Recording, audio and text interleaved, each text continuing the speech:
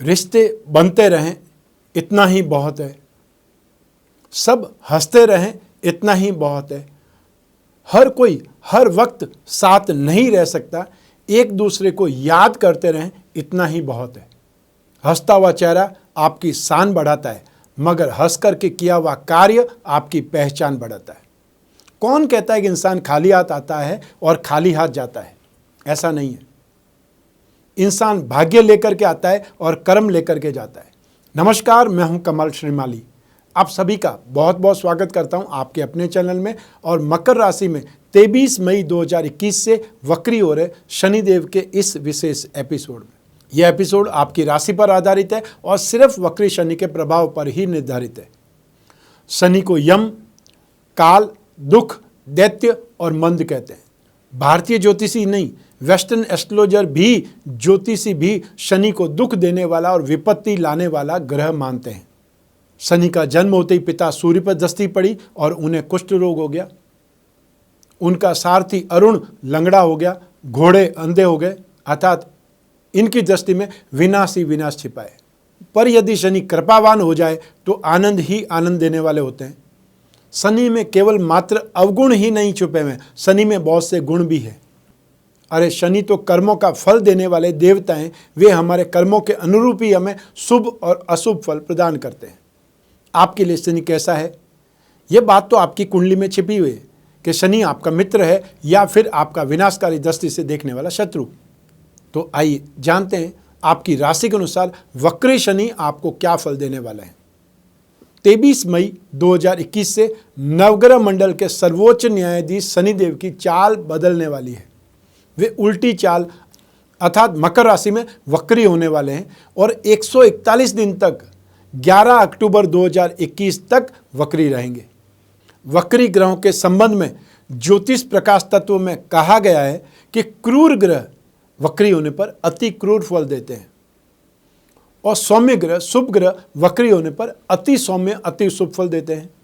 जातक तत्व और सारावली ग्रंथों के अनुसार यदि शुभ ग्रह वक्री होने पर पद, प्रतिष्ठा, धन, वैभव ये सब प्रदान करते हैं, तो पापी ग्रह भी वक्री होने पर धन, यश, प्रतिष्ठा की हानि करेंगे, अर्थात प्रतिकूल फल मिलने की संभावना ज्यादा रहेगी। शनि के वक्री होने के संदर्भ में ज्योतिष के कुछ ग्रंथों में कुछ और भी कहा गया है। शनि वक्रे च दुर्भिक्ष रुंड मुंडा च मेदिनी और शनि वक्रे जने पीड़ा है। इसका अर्थ है शनि के वक्री होने के समय में दुर्भिक्ष अर्थात अकाल फैलता है और प्रजाजन रोग और पीड़ा से ग्रसित होती है। तो ऐसी स्थिति में हमें महामारी से संबंधित ज़्यादा सावधान, ज़्यादा सुरक्षित रहने का प्रयास करना पड़ेगा। हमें ध्यान रखना पड़ेगा। प्राय वक्री शनि के कार्यकाल को बहुत अशुभ परिणामदायक बताया जाता है, जबकि पाया गया है कि वक्री होने पर शनि के प्रभावों का शुभत्व और अधिक बढ़ जाता है। इस अवधि में आपको वही फल प्राप्त होंगे जिनके आप अधिकारी हैं। तो आइए देखते हैं कि आपकी राशि को शनिदेव वक्र गति से क्या प्रभाव देने वाले, क्या फल देने वाले हैं। मकर राशि में स्थित वक्री शनि अपनी तीसरी दृष्टि से पंचम भाव को अर्थात शिक्षा और संतान भाव को, सातवीं दृष्टि से भाग्य भाव को, 9th हाउस को, और 10वीं दृष्टि से द्वादश भाव को, एक्सपेंसेस भाव को प्रभावित करेंगे। वक्री शनि का यह 141 दिन का गोचर आपके लिए विशेष महत्वपूर्ण और लाभदायक होगा। पराक्रम, घर परिवार के सुखों में वृद्धि होगी, संतुष्टि बढ़ेगी। भाई बहनों से अब सामंजस्य बैठेगा, एडजस्टमेंट बैठ जाएगा और आपकी आयु की रक्षा होगी, अर्थात आप खतरों से बचेंगे, एक्सीडेंट से बचेंगे। लेकिन इसका अर्थ ये नहीं है कि आप रैश ड्राइविंग स्टार्ट कर दें।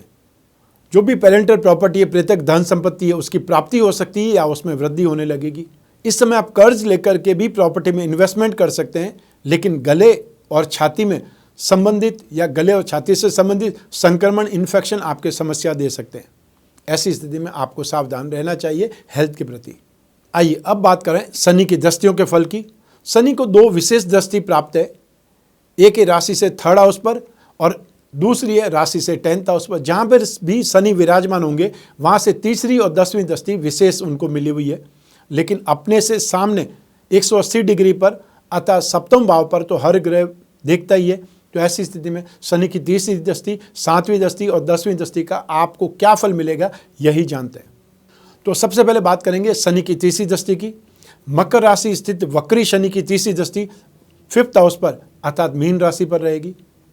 मीन राशि का स्वामी ग्रह बृहस्पति है।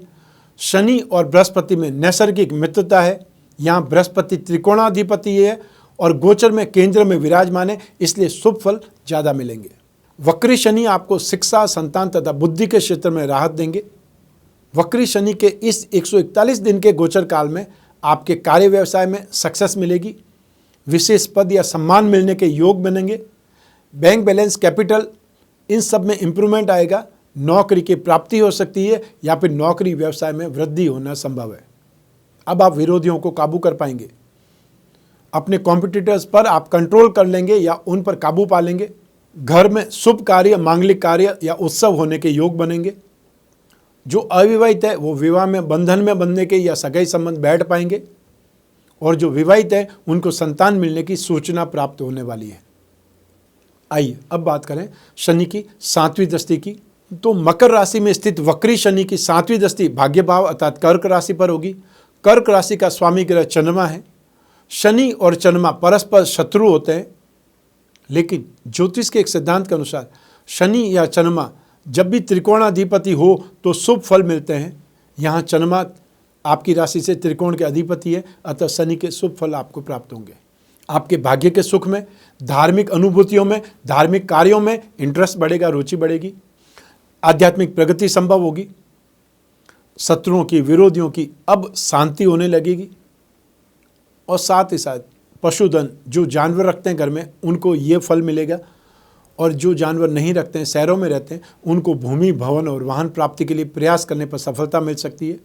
इस समय आप भाग्य के सहयोग से सफलता पर सफलता पाते चले जाएंगे, अर्थात ये समय भाग्योदय का है, भाग्यशाली आप बोले जाएंगे। अब बात करते हैं शनि की 10वीं दृष्टि की। मकर राशि में स्थित वक्री शनि की द्वादश भाव पर 10वीं दृष्टि रहेगी, अर्थात तुला राशि पर होगी। और तुला राशि का स्वामी ग्रह शुक्र। शनि और शुक्र परस्पर मित्र होते हैं, इसलिए आपका खर्चा अधिक होने लगेगा, लेकिन आउटसाइड रिसोर्सेज से आपको फ़ायदा भी मिलता रहेगा या सपोर्ट भी बराबर मिलता रहेगा। अब अधिकार क्षेत्र बढ़ेंगे। कुछ महत्वपूर्ण फैसले आप लेने लगेंगे या फिर एग्रीमेंट करेंगे और आगे बढ़ेंगे। पीछे जाने का तो सवाल ही नहीं है। अब जो भी चैलेंजिंग काम है वो आपके संघर्ष के साथ में सफल हो जाएंगे। जिन कामों को आप हाथ लगाने से डर रहे थे या उनके पीछे आप हो रहे थे कि इसको काम को अभी हाथ नहीं लगाते हैं, लेकिन अब वो चैलेंजिंग रोल आपको एक्सेप्ट करने पड़ेंगे और उसमें सक्सेस हो जाएंगे।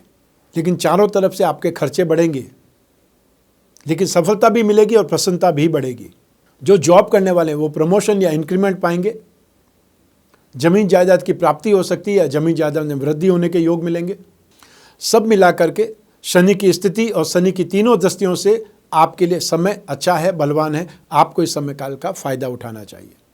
आइए अब बात करें शनि के उपायों की, या फिर वृश्चिक राशि वाले जातकों को शनि के दान और उपाय जरूर करने चाहिए।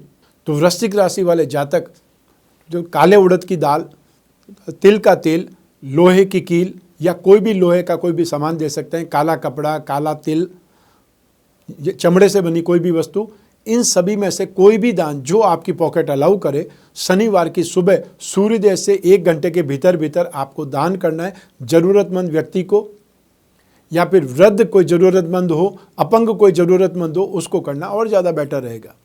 शनिवार को प्रातः 1.25 किलो आटे में थोड़े से तिल मिला करके, थोड़े से का मतलब है जितना एक बार में हाथ में आता है उतना आप उसमें मिला दीजिए और उससे आपको 49 पूरियाँ ही आपको तिल के तेल में पकानी है, ना एक कम ना एक ज़्यादा।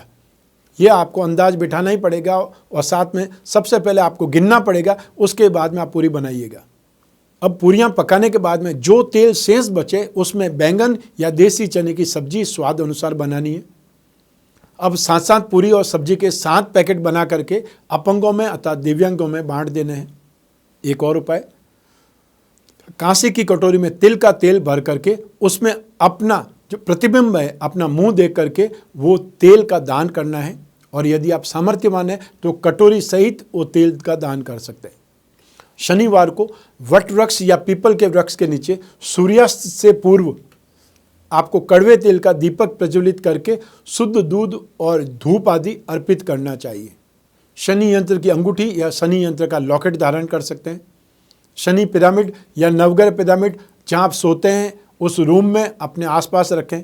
इससे आपको माइंड, बॉडी और सोल 3 चीज़ों को ट्यून अप करने का सहायता मिलेगा। या फिर ये बोल सकते हैं कि जब भी कोई ग्रह चेंज होता है तो उसका दुष्प्रभाव या उसका जो भी प्रभाव होता है सबसे पहले बुद्धि पर होता है, उसके बाद शरीर पर होता है। तो शनि का नेगेटिव प्रभाव आपको नहीं मिले, ऐसी स्थिति में ये पिरामिड आपको उससे सुरक्षित रखेगा, एक थेरेपी देगा। नित्य शनि चालीसा का, शनि मंत्र का आप जाप कर सकते हैं।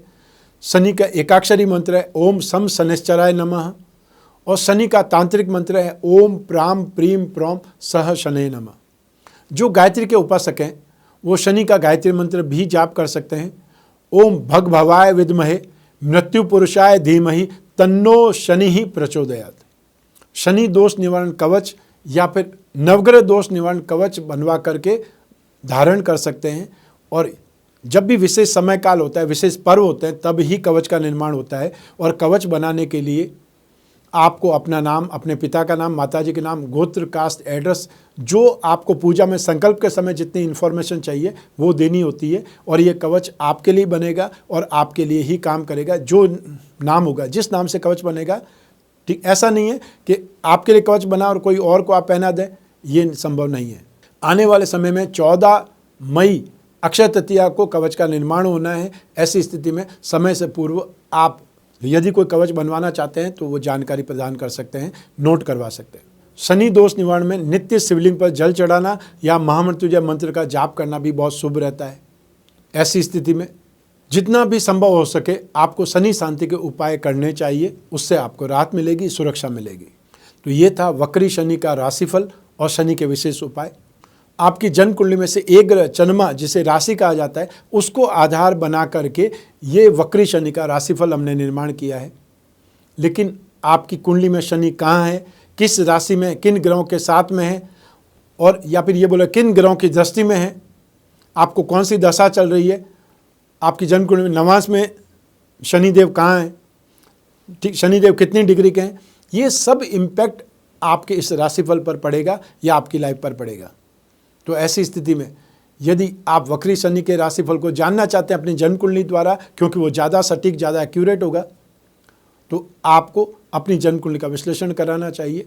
और या फिर जो समस्याएं, जो जिज्ञासाएं, जो प्रश्न हैं, जो भी आप अचीवमेंट और प्रोग्रेस करना चाहते हैं, उसके लिए अपनी जन्म कुंडली का विश्लेषण समय समय पर करवाना चाहिए। और जो बिजनेसमैन हैं उनको तो हर बड़ी डील से पहले अपने समय को जांचना ही चाहिए। समय का मतलब है आपको दिन दशा क्या चल रही है। तो ऐसी स्थिति में आप अपनी कुंडली का विश्लेषण करवाने के लिए स्क्रीन पर जो नंबर दिए हुए हैं उस पर संपर्क स्थापित करना है, अपॉइंटमेंट फिक्स करना है। फिर आप और मैं आपकी जन्म कुंडली पर, आपकी समस्याओं पर, आपके प्रश्नों पर ही बात करेंगे। मैं कामना करता हूँ कि आप स्वस्थ रहें, प्रसन्न रहें और सुरक्षित रहें। अपना और अपने परिवार का बहुत बहुत ख्याल रखें। आप सभी को मेरा नमस्कार, बहुत बहुत शुभकामनाएं। ईश्वर आपकी रक्षा करे, शनिदेव आपकी रक्षा करे और भगवान भोलेनाथ आपकी बहुत बहुत रक्षा करे। धन्यवाद।